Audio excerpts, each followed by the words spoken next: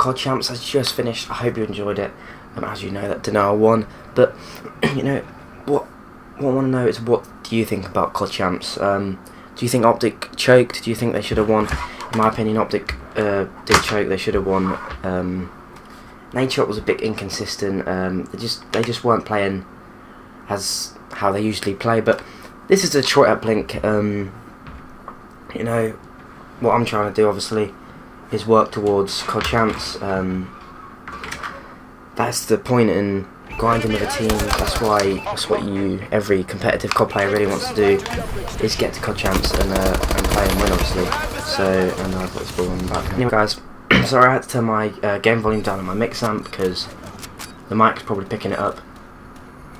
But you know, every competitive player is obviously working towards getting to COD Champs, competing at the highest level, obviously being a professional gamer where you earn money and it is your job.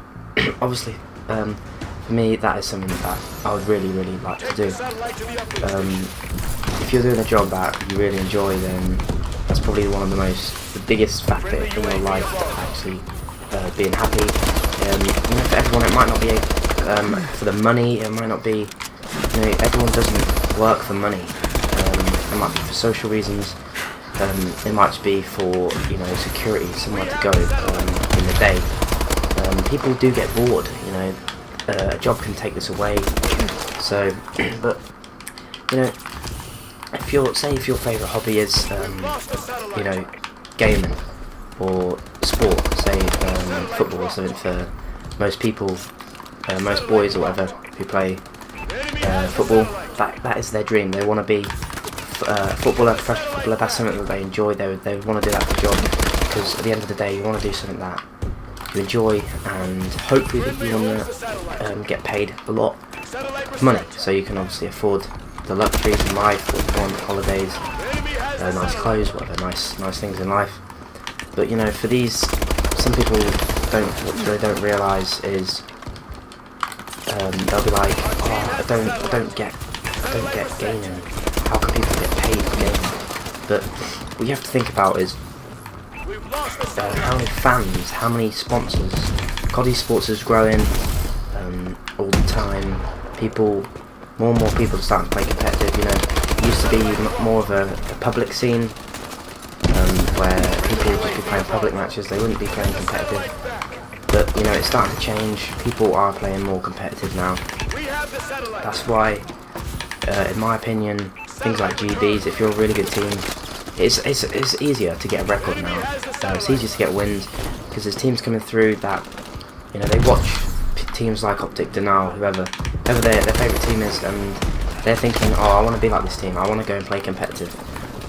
I want to try and improve my Call of Duty, but you know, they don't really know. They don't really know how to play it. They're pub players. They don't really know how to play competitive. They need to learn. But the main focus is you need to practice. You need to know. Watching the pros, it's the difference between watching the pros and actually watching what the pros do. So you know, if you're just a general public player, you're probably just going to watch the COD Champs, whatever LAN stream, a pro streaming. You're just going to watch your stream for fun. You're not really going to take any notice. But you know, if you want to actually become better at the game, you need to analyse every detail, what they're doing, where they're going, what they're calling out. You need to see what positioning on the map.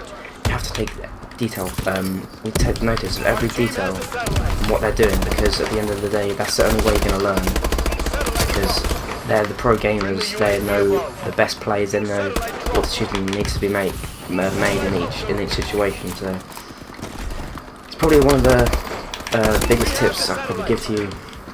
Obviously, that's something that I try and do, and yeah, controls spazzing out. That's something that I try and do. You know, I try and pick up what the pros are doing. So you say what spawn they're pushing, and you know, you need to watch a player or players, whatever, who play your role. There's no point in you being a Slayer or a major AR Slayer and you're watching TP stream or you're watching Nadeshot stream. Obviously, you might be entertained more by Nadeshot just because he's naturally one of the more entertaining streamers or whatever. But you know, you need to watch someone who is of your role. So for me, I'm an AR Slayer. I need to be watching people like Formal. I need to be watching people like Clayster, for example. Clayster, you know, obviously he played really well in the COD Champs, and he obviously got MVP of the tournament.